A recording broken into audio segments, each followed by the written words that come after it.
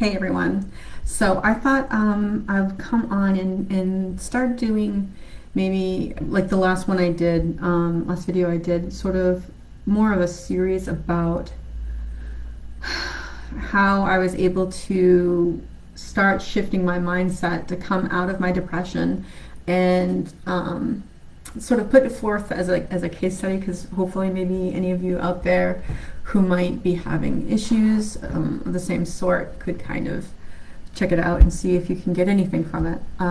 As I said in my last video, the way I really started doing this was I started examining my suffering, to put it in more Buddhist terms, recognizing my suffering and really getting to know it, because you can just kind of float along in the wasteland of your own suffering and deprivation and sadness and loneliness and whatever else you're feeling without really thinking about it. You're like, oh, I'm miserable. Why do I need to think about it? Why would I need to, to really go into it? I'm miserable. There's no point, right? Why would I detail my misery?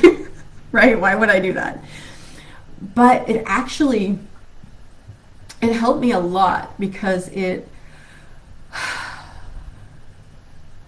showed me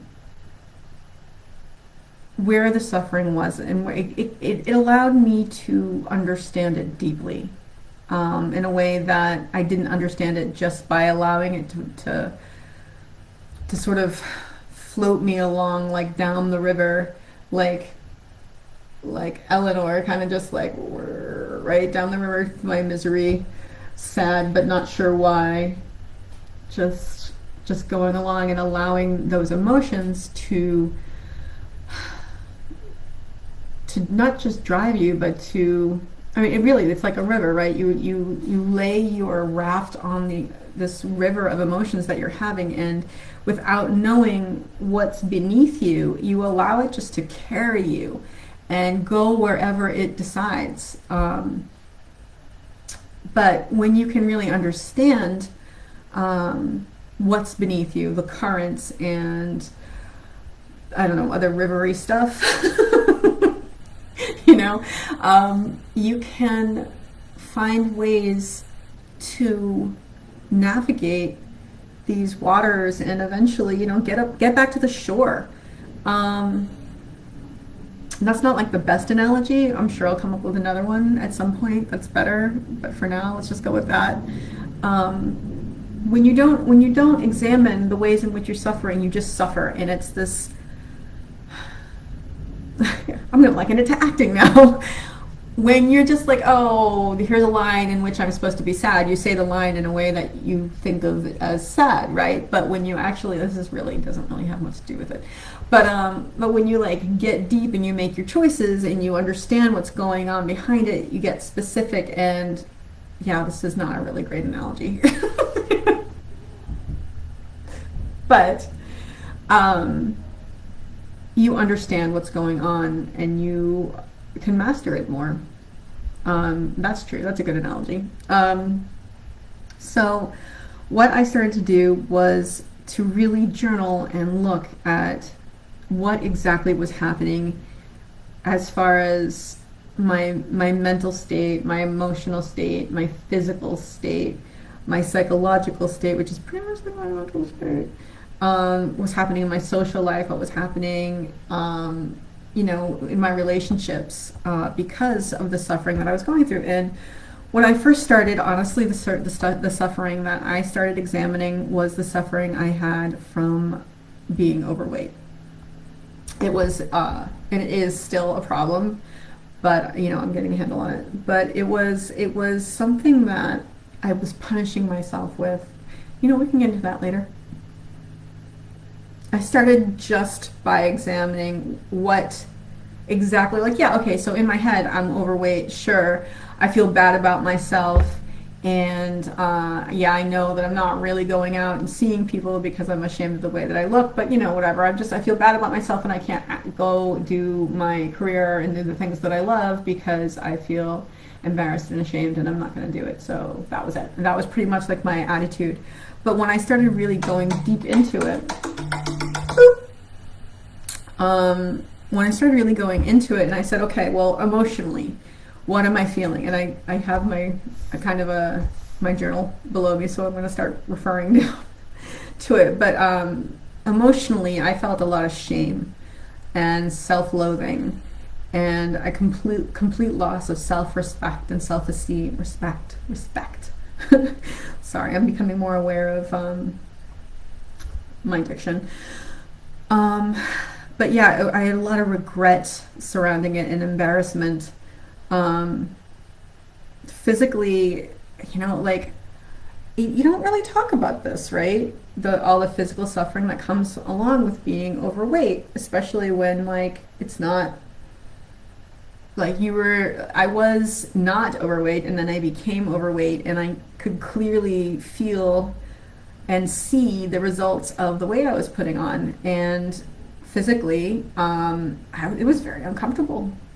Okay, so first, yeah, my clothes started fitting tighter, and I had to move up in sizes and clothings eventually, to the point where I was just like, I'm not going to even look at the size, just give me something with an elastic and I'm good. But physically, like, you can feel it when you feel it on all different parts of your body. I could feel it, on my throat even, and on my hips and on my thighs and all the places where even on my face, you know what I mean? Like, you start to actually really physically feel the added weight. And that not only was uncomfortable, but also added to my self-hatred and shame, and it kept it on my mind all the time. I was out of shape. I got winded easily. And that's, again, I think all of it's embarrassing, all of it's shame, all of it's regret, all of it's loss of self-respect. But I was always uncomfortable. Like, I couldn't even hug my boyfriend as closely as I wanted to, because that was in the way. Like, I couldn't hold him the way I wanted to hold him because my stomach was in the way. And that was horrifying. It was horrifying. It's embarrassing to admit now. And it was embarrassing then, and it was just like a horror. It was awful. And then I couldn't stop beating myself up about it, and I knew that I was stretching out my skin, and I could feel that happening. And my joints hurt. Like, it was harder to go upstairs. There's so much that went into it, like skin tags, guys. Gross, right? Not gross, but not great. You don't want them. Stretch marks, yeah. So all these things were happening to me. So this is how my body is suffering physically. I have an increased risk of heart disease, and I'm not sleeping well because it worsens my sleep apnea.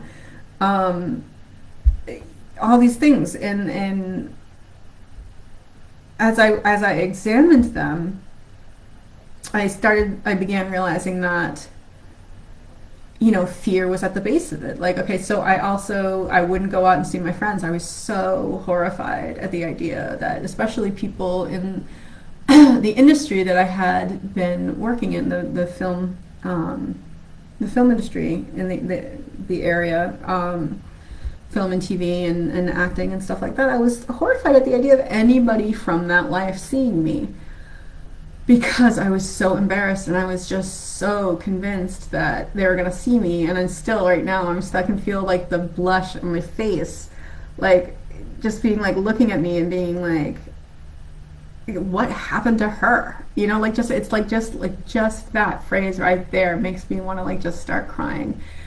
And that's ego, right? That's a lot of ego, but and vanity, but at the same time, it's caused by this weight, right? This weight that I've gained. And I drew it all back to, so why am I, if these are all the things that I'm suffering from, why am I continuing? Why am I not losing the weight? Why am I continuing to eat the way that I'm eating and not exercise the way that I'm exercising, other than habit energy, which is, you know, a force in and of itself. But if I'm suffering so much in all these different ways, then what is it over here that's balancing that seems to make it worth it, right? Why am I allowing this to continue happening? And it was clear to me that it's fear, right? Fear of failure, fear of success. If I get success, I won't be able to keep it, and I'll fall even further than I fell before. And you know, I was lonely and miserable, and I just felt like I was wasting my life. And I was doing all this by keeping the weight on, and obviously the weight was it was terrible. It is terrible, but it's also a sign of much bigger issues, right? I mean, it's not just being overweight, it's what that all comes to symbolize, you know what I mean? Like I've been putting off my career, like in my professional space, I put off my career that I have, like, guys, my career from the time that I could speak until I gave up was pretty much it in my brain. Like, that was mostly my single focus. I also went and lived in Europe when I was in my early 20s because I thought that would be fun. And I thought I would get some, like, I went and got my master's degree, and that's just, doesn't really matter. The point is, up until the point where I sort of gave up on myself, that's all it was about. And so the fact that I was allowing this to not even just interfere with my career, but stop me from this life journey that I had planned for myself from the time that I could plan for myself, that's a big deal. You know, my social life was put off, my work life, my travel, everything I wanted. I used my weight as an excuse. Like, if I kept myself overweight, it meant I couldn't do this, I couldn't do that, I couldn't do this. And it was not doing those things, I think, that's the fear, right? The fear was I was afraid of doing those things. So if I lost the weight, I wouldn't have an excuse anymore to go do those things. Let's see, Gabriel. It's because the emotional blocks will cause the physical. Yeah, exactly. Low self-esteem. Yeah, it was, and I thankfully, have been working on this and getting better. But that's what I was really examining. And exactly what you say, Gabriel. Sorry, and if I would avoid doing those things that I was afraid to do by keeping the weight on, even though the weight was making me suffering, and keeping me from doing those things that I was avoiding doing. It's just like a mess, right? And I had this, I really like the Marvel movies, right? The superhero movies, and I kind of started identifying with Thor in a lot of ways in Endgame. After, spoiler alert, if you haven't seen it, I'm going to tell you something about it. So, like, after he's defeated by Thanos, right? Like, everybody has different reactions to it, and Thor's reaction is to just fall into this well of self-hatred and self-pity and feeling like just a complete failure, right? Because it was the first time he had failed, right, in his life. And for me, I mean, obviously it wasn't the first time I'd failed, but life had been a lot easier for me than I think for a lot of other people.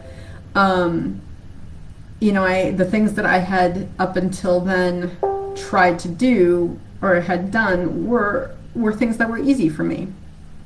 And falling the way I did, I saw myself, like, Thor starts, like, drinking beer, not that I started drinking, and playing video games, not that I did either of those things, but you know what I mean, like, just in refusing to say the name of Thanos because he killed Thanos. I love that movie.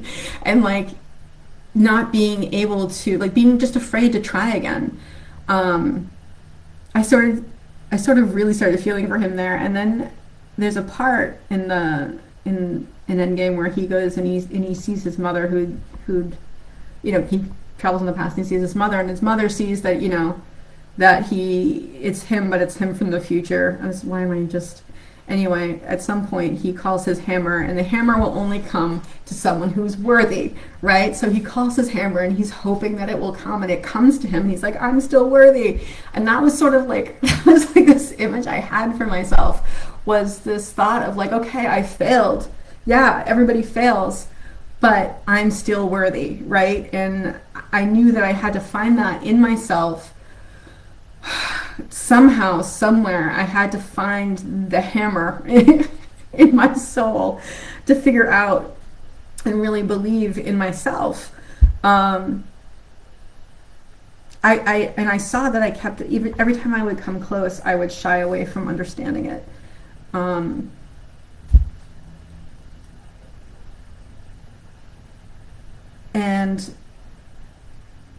it was discouraging, because I thought, I built my life up to the certain point, and then I fell so far, and now I have to build it up again. Like, I have to do all these things that are going to, and if I had only just not fallen, and you keep going back to that, you keep going back to that. But I continued to examine what it was that was there and why it was there. And I'm just,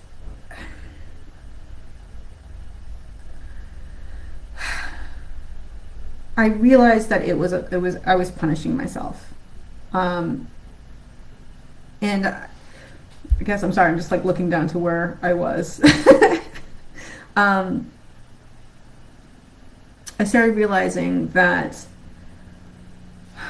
I had to be okay with the fact that I was suffering, that it was there, and as much as I tried to push it away, it was going to keep being there. And the more I tried to push it away, the more time I would spend being a prisoner to it.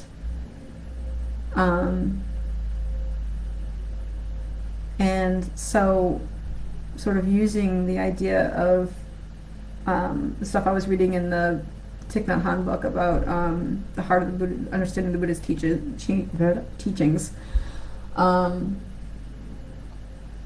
sort of just sitting with the suffering, right? Just holding it like a baby, basically, like just saying, okay, it's cool that you're here. You can hang out. Let's chill. And what's the point that I'm trying to make here?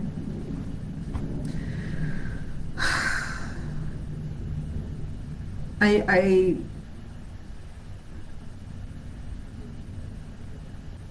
was just afraid, and that's what I realized, like, as I came to understand all the suffering and examine it and realize and sort of trace it back to where it was coming from. It all came from fear. It came from fear of rejection, fear of failure, all these things. Fear that I'm right about myself. I don't want to try, because if I fail, then I'm going to prove how horrible I am, right?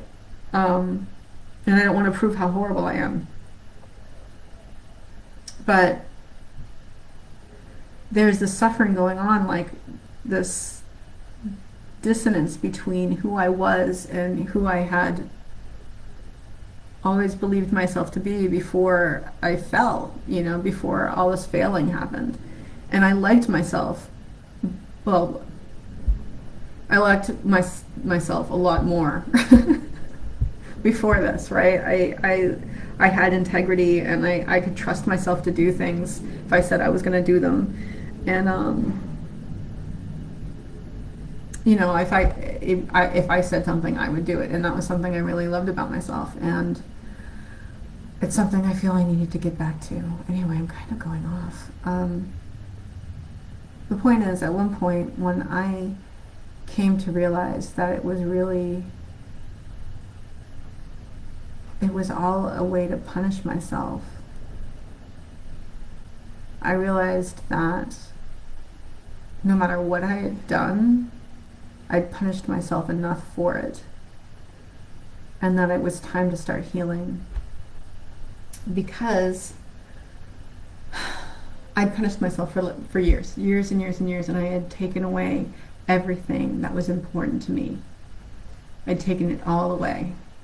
That's how much I punished myself. I took away my dreams. I took away my career. I took away my friends. I took away my social life. I took away dancing. I took away feeling good about myself. I took everything from myself as a way to punish myself. And I realized that it was enough. I'd punished myself enough. Like, no matter what I had done, how horrible it could have possibly been, no matter how bad I believed I was, the amount of punishment that I had subjected myself to was enough. It covered it. It covered what I'd done wrong. I had been punished accordingly. It's been plenty. It doesn't make sense to punish myself anymore. It was just superfluous, not superfluous. It was overkill. It was overkill. Like, how badly, what would you say to someone who did that to themselves? Would you say they deserved it? And I just started looking at myself from a different angle, looking at myself like, if a friend of mine did all of this to herself because she thought she deserved to be punished, what would I say to her? Like, that's enough. It's enough. If you are punishing yourself for something, you're done. You're done. You've punished yourself enough for it. You don't need to punish yourself for it anymore. Look at it through the eyes of someone else. Look at it as though what you're doing to yourself, someone else is doing to themselves. And think about the reasons that you're doing it to yourself, and project it onto this other person that you're thinking about. Like, what does that person deserve, this kind of torture? And they don't. No one deserves what I did to myself. And like, no matter how much, and that was really the key for me. It was like, you know what? I don't have to think I deserve anything better. I don't have to think I'm worth anything. I don't have to like myself or anything like that. All I need to know right now is that regardless of what that person is or has done, the punishment that I have delivered has more than covered it. And I don't need to punish myself anymore, because it's done, it's over. So I'm going to encourage anybody out there who finds themselves punishing themselves, number one, to examine what you're doing, examine the suffering that you're going through, find out physically, mentally, emotionally, socially, financially. I mean, like, I got broke because of the amount. I couldn't do anything because I didn't have any money. I still don't, but I'm working on that. Every aspect of my life, I had made a living hell for myself because I felt I deserved it.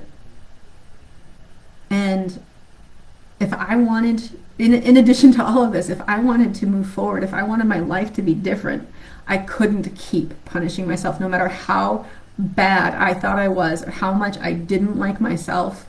If I wanted to be somewhere else in 10 years, if I didn't want to wake up at 50 years old and be like, oh, I'm still where I was when I was 40. Oh, I'm still where I was when I was 38. Like, I needed to make a change. And even if I didn't think I deserved it, at least I'd punished myself enough. And I can start making moves regardless of my worthiness to change where I was and what I was doing and how I was thinking about myself, because it wasn't useful. So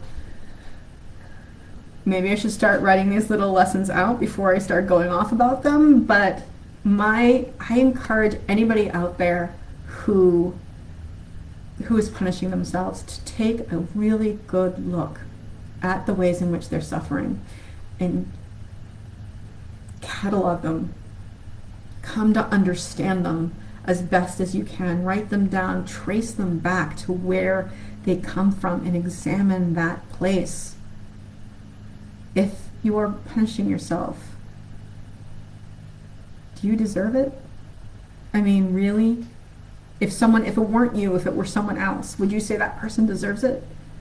Because I know all of the stuff I did to myself, I would never want to wish on my worst enemy. So what was I doing it to myself? That's my thought for the day, and I'm going to leave us with that. I will say that all of that I went through, all the depression and all the anxiety and all the self-flagellation and everything, will be worth it, and I can be grateful for it if I can use it to help someone out there. So I hope I'm helping somebody, which means that I can be grateful in advance for anybody who this helps, which means I can be grateful for the years and years that I spent lost in this really dark place. And if I can be grateful for that, I just want to remind all of you that you can always choose to have a grateful day.